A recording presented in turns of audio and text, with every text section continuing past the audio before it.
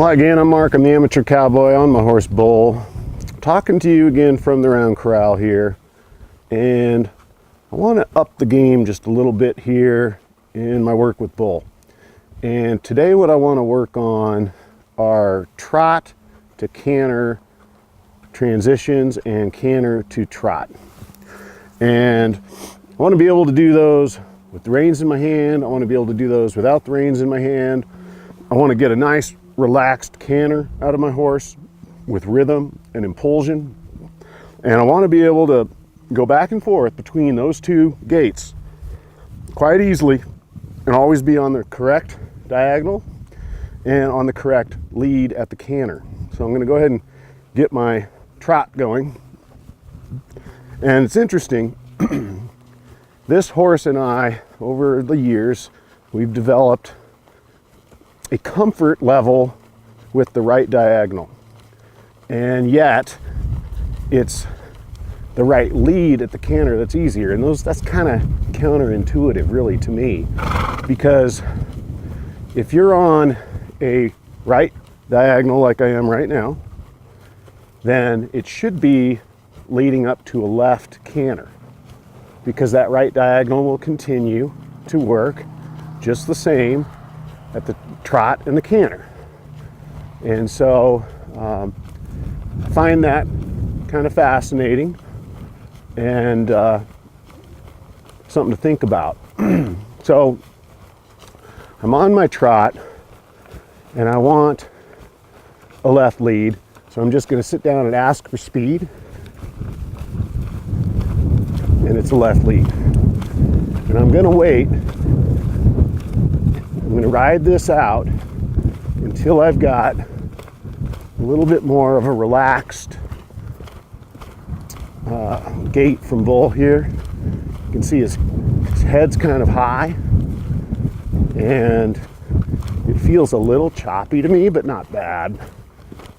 He wanted to come down into a trot there. I'm like, no, let's keep going.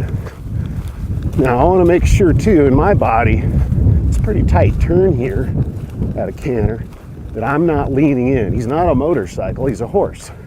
And so it'll help him if I keep my balance straight up and down, left to right as well as forward and back. Now canter, the horse has more weight shifted backwards versus, like I say, a gallop, which is a 4-beat gait. And so my body is gonna be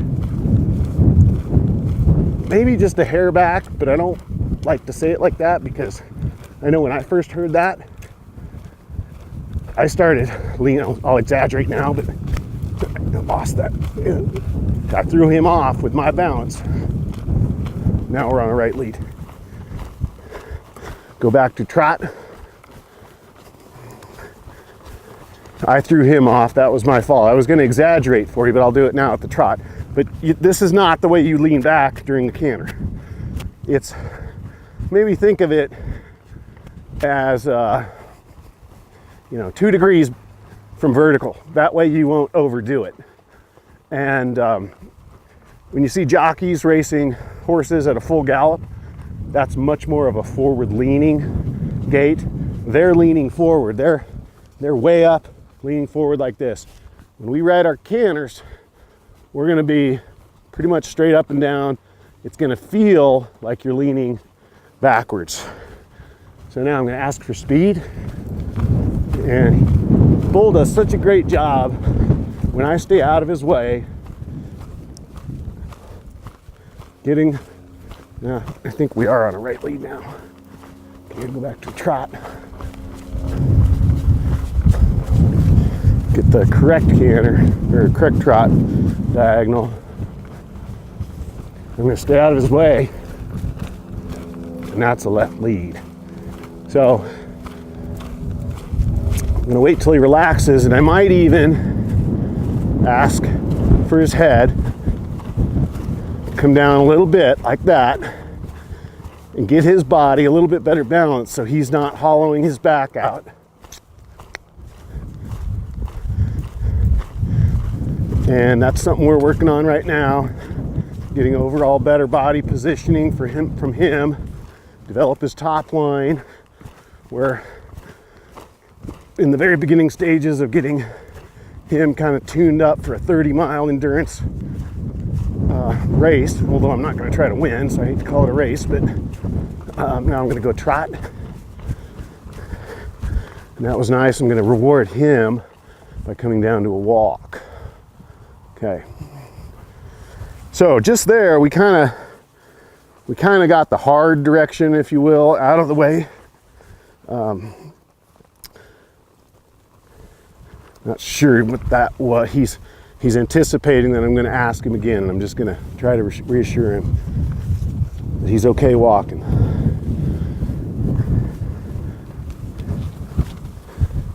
He's kind of a cool horse in the sense, once you get him going, he'll continue to go if that's what you want. I mean, he will do it.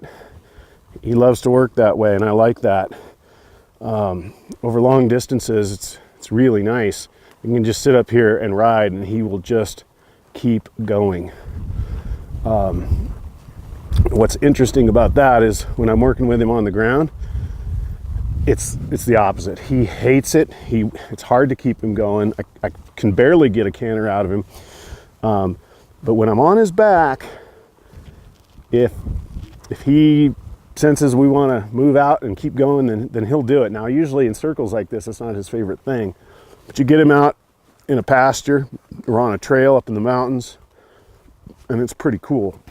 Now, one comment I want to make, and I'm going to go ahead and tie my reins up so I can put them away. And you can see how Bull's like, are we going? Are we going to get going? I want to put them up in a way so that they're not a danger. They won't impede his forward motion, and they won't get caught up on one of these rails. What I want to talk about here is we go into a trot, and I need to correct my horse here a little bit because he's fallen into the inside. It's a concept, I've heard it called go with your horse. And when our horses offer to move forward because we've asked them to, we need to be ready to go with them. And I think a lot of people, I mean, let's face it, speed can be a little scary on a horse, but you need to go with your horse. And too many people, when they ask for speed and the horse obliges and says, yep, let's go, then they kind of tighten up, and it's what we call stop go or go stop. You know, it's like giddy up just a little.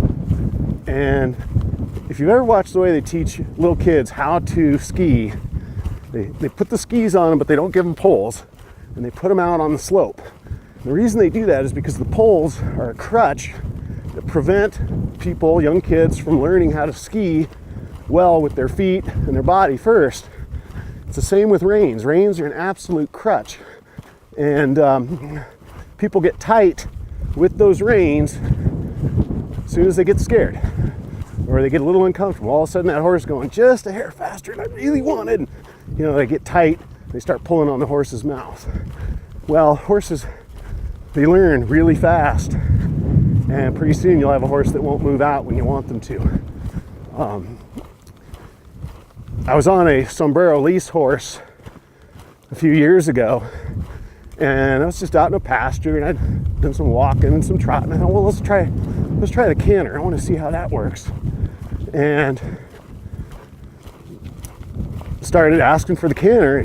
I could tell this horse was like thinking I was crazy. He didn't want a canter. I kept asking. Before long, he's kind of bucking. I thought, well, he's not going to buck me off, so I kept asking and asking and asking. He finally went into a canter, but I could tell he was very uncomfortable with it. And I thought about it. You know, these trail horses from Sombrero, their job is to safely mule people that don't know how to ride on one speed bull. Now we're on a right lead. I'm gonna bring him down and get my trot back. I want my trot. These Sombrero horses, their job like I was saying, is to mule people up and down these trails in the mountains. Gotta walk typically. And you know, you put a person who's not ever ridden on a horse, and that's what most of these people are that do these sombrero trail rides, or they don't have much experience. The second a horse in that situation goes faster than that person wants, what does that person do? They pull on the reins. So I'll bet you for those sombrero horses, every single time they trot, let alone canter, somebody yanks on their face. So they learn pretty quick. Speed's bad. We'll just walk around. Thank you very much. So let's see if I can get that left lead. That's the right lead. Get my trot back.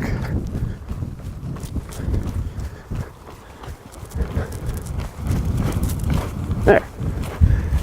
I think with Bull, I get in his way sometimes, and I need to just stay out of his way and trust him. He's an older horse now. He knows how to pick up both leads. It's not an issue for him.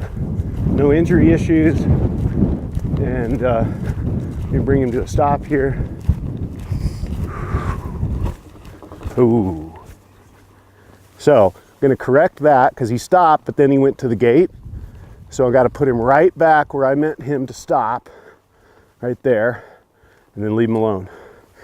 But if I just can learn to stay out of his way, what I mean by that is instead of, okay, I want a left lead, I'm going to cue with my right foot, forget all that. Get the horse kind of bent in the right direction, have my energy flowing where I want him to go, and say, let's go faster, and get my weight just a little back. I don't want to be up here. There's that old thing where people say if you want to cue a horse up, you lean forward. That is not true, especially when you want a canter. Your weight needs to be back because he needs to pick up his front in order to get that canter going. So that's my job as the human. Stay out of his way. We're going to practice this a little bit more in here, both directions. I'll do it sometimes with the reins, sometimes without. I think without the reins makes me a better rider. Then we can take it up another notch. And that'll be to take him out to one of the training arenas out here. I've got some barrels and some cones set up, and see if we can simulate it there or do it there without, you know, here the railing holds him in. Out there, there's no railing really to hold him in. It's just barrels and cones and so forth. So this is a blast to work on, and I think we're making huge progress. So I hope you enjoyed that. I'm Mark on my horse Bull, and I'm the Amateur Cowboy.